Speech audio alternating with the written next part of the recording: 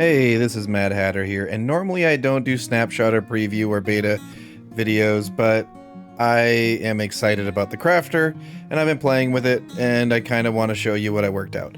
By no means are these the most compact or simplest or best or fastest circuits that are possible, but they are what I could come up with in a couple hours of playing, and it gives you an idea of what can be done with the crafter. Let's start off down here. This is the first machine that I built.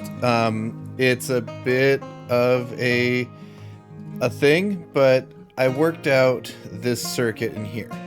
What this machine does is it takes in logs, it takes in shulker shells, and it meters out just enough shulkers to fill whatever shulker loader or whatever you're needing. The idea is that you'd put something like this on your shulker loader, and then you can load this up and you can run for ages without having to do anything. So you don't worry about your storage running out of shulkers ever again. The cool thing is that you fill this up with logs, you fill this up with shulker shells, and you have to put an equal amount in both. You'll run out of both of them at the same time. So let me show you what I mean. So if I take out one, it doesn't do anything. If I take out two, it'll craft two shulkers to put them back in. If I put a chest here, it'll just craft them on demand, and it'll always just leave two in there. The rest of the circuit is just handling to make sure that you don't craft the wrong items. Yes, there's a lot of stuff going on there, but I'm going to kind of break it down as we go. So this is kind of the circuit that I settled on as like a base auto crafting unit. You program this, so this is set up to be a shulker crafter where you already give it chests. You set up your crafting inventory in this, and you do need to make sure you don't run out of items here. If you run out of items, you'll have to reset it up.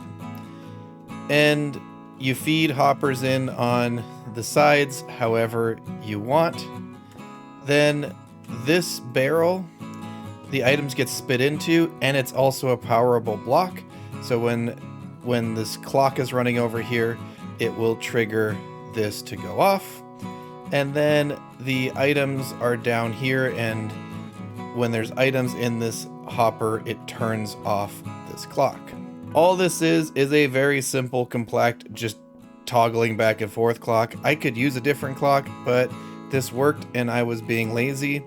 It is being locked from both the crafter and from the item detector, and this comparator and this comparator could be swapped out for repeaters if that was desired, but the rest of them have to be comparators. You're reading three different things to set the state. This one is something else that I was working on. This is a 6 hopper speed. So up here you have 6 inputs, each one of those double chest entries, and it comes down to a bulker, and this just takes all of the items and turns them into their next stage up. If I flip this lever, it will run at 6 hopper speed. So right now these are full. Let's give it a minute to craft up a few. You can see just how quickly items are coming in. They're coming in at 6 hopper speed. This one is also, it's not silent. If it runs out of items, it'll start clicking, but as long as it's got items in it, it will be silent. And you can see how quickly we are crafting up our ingots. Just for your own sanity, this also works to craft up gold blocks. You're not going to get pressure plates or what have you, because this circuit detects to see that the crafting grid is full. There is 3 droppers running at double hopper speed here, so you do need to feed in twice. It is running pretty quick. This is the same thing with iron. Iron has different crafting recipes, and I just wanted to prove to myself it worked with iron. It worked with gold, because I don't know how many of you have made gold pressure plates, but I have made so many gold pressure plates and so many iron pressure plates It isn't even funny. Now, this last one is a Unbulker, I guess. It takes single items and expands them out, and it does that at 4 hopper speed. So you can see I was making bone meal.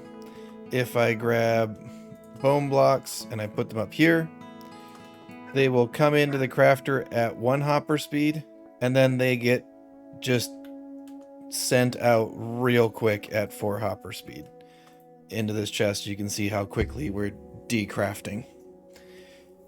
So those are what I put together relatively quickly. I didn't really spend a lot of time on them.